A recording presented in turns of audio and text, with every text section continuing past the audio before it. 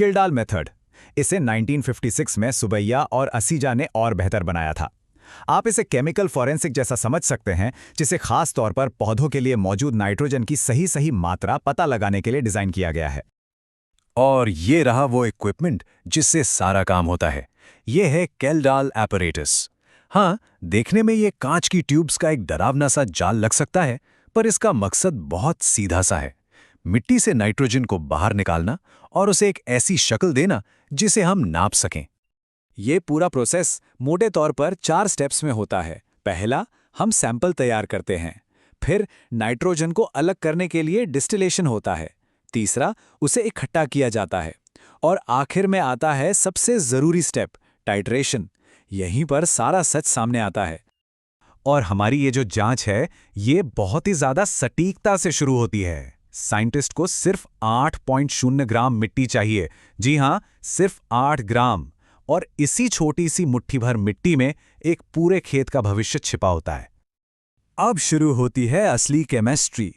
उस 8 gram sample में scientists बहुत ध्यान से 2 मेन केमिकल्स मिलाते हैं, 40 मिलीलीटर पोटेशियम परमैंगनेट और 40 मिलीलीटर सोडियम हाइड्रोक्साइड।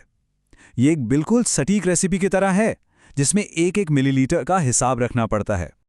तो सवाल यह है कि यही केमिकल्स क्यों? इन्हें आप एक केमिकल चाबी की तरह समझ सकते हैं। ये दोनों मिलकर मिट्टी के अंदर के कॉम्प्लेक्स ऑर्गेनिक मैटर को तोड़ते हैं और उसमें फंसी हुई नाइट्रोजन को अमोनिया गैस के रूप में बाहर निकलने पर मजबूर कर देते हैं। ये है वो असली चाबी जो तिजोरी को खोलती है। तो अब नाइट्रोजन आज़ाद हो चुकी है और अब हम अपनी जांच के आखिरी और सबसे अहम पड़ाव पर आते हैं, टाइट्रेशन। ये वो स्टेप है जहां हम आखिरकार अपने सुराग को नापेंगे और केस को सॉल्व करेंगे। अगर सीधे सरल शब्दों में कहूं तो टाइट्रेशन किसी अनजान चीज को नापने के लिए एक जानी हुई चीज का इस्तेमाल करने का एक बेहद सटीक तरीका है। ये एक तरह का केमिकल बैलेंसिंग एक्ट है, जिसमें हम एक सॉल्यूशन को तब तक बहुत धीरे धीरे मिलाते हैं जब तक हम एक बिल्कुल सटीक पॉइंट पर नहीं पहुंच जाते। तो जो अमोनिया गैस हमने आज़ाद करवाई, उसे हम पकड़ते कैसे हैं? इसके लिए हम उसे बोरिक एसिड के एक सॉल्यूशन से गुजारते हैं।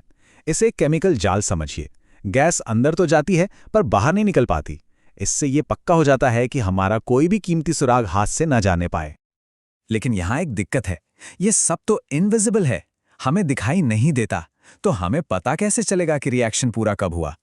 इसका राज छिपा है एक स्पेशल मिक्सचर में, जिसे कहते हैं मिक्स्ड इंडिकेटर। ब्रोमोक्रेसॉल ग्रीन और मिथाइल रेड का ये कॉम्बिनेशन ही हमारा सीक्रेट एजेंट है, जो हमें सही वक्त पे रुकने का इशारा देगा।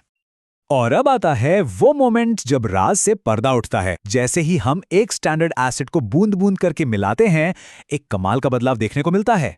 सॉल्यूशन का रंग अचानक से बदलकर नीला बैंगनी हो जाता है। यह रंग बदलना ही हमारा केमिकल स्टॉप साइन है, जो हमें बता रहा है बस यही है वो पॉइंट, तुम्हें जवाब मिल गया। तो ठीक है, हमें हमारा स्टॉप साइन मिल गया, वो रंग बदल गया, पर इसका मतलब क्या है? अब हमें इस लैब के रिजल्ट को समझना होगा और उसे एक ऐसी जानकारी में बदलना होगा जिसका असल दुनिया में कोई मतलब हो। अब देखिए, ये फॉर्मूला थोड़ा डरावना लग सकता है, तो इसे याद रखने की कोई जरूरत नहीं है। इसका बस एक ही काम है, टाइट्रेशन से जो नंबर हमें मिला उसे किसानों के लिए एक काम की चीज में बदलना। और वो काम की चीज है प्रति हेक्टेयर कितने किलोग्राम नाइट्रोजन उपलब्ध है। यही है हमारा फाइनल जवाब। और वो जो नंबर निकला वो हमें बताता क्या है? भारत सरकार की गाइडलाइंस के हिसाब से हम उसे एक सिंपल सी रेटिंग दे सकते हैं। अगर नंबर 280 किलोग्राम प्रति हेक्टेयर से कम है तो रेटिंग हुई कम, अगर 280 से 560 के बीच है तो मीडियम, और 560 से ऊपर कुछ भी हाई माना जाता है। और बस यही सिंपल सी रेटिंग, लो, मीडियम या हाई, इसी के लिए ये पूरी जासूसी की गई थी। यही वो जानकारी है जो किसानों को बताती है कि उन्हें कितना फर्टिलाइजर इस्तेमाल करना है, ना बहुत कम ना बहुत ज्यादा, एकदम सही मात्रा। इससे फसल भी अच्छी होती है, बर्बादी भी कम होती है और सीधा सीधा हमारी फूड सप्लाई पर असर पड़ता है। तो लीजिए, नाइट्रोजन का केस तो हमने सॉल्व कर लिया, पर यह सोचने वाली बात है ना, अगर ये कहानी सिर्फ एक न्यूट्रिएंट की थी तो जरा सोचिए, मिट्टी अपने अंदर और कितने अनगिनत राज छिपाए बैठी है। हमारे पैरों के नीचे सच में एक पूरी छिपी हुई दुनिया है जो बस खोजे जाने का इंतजार कर रही है।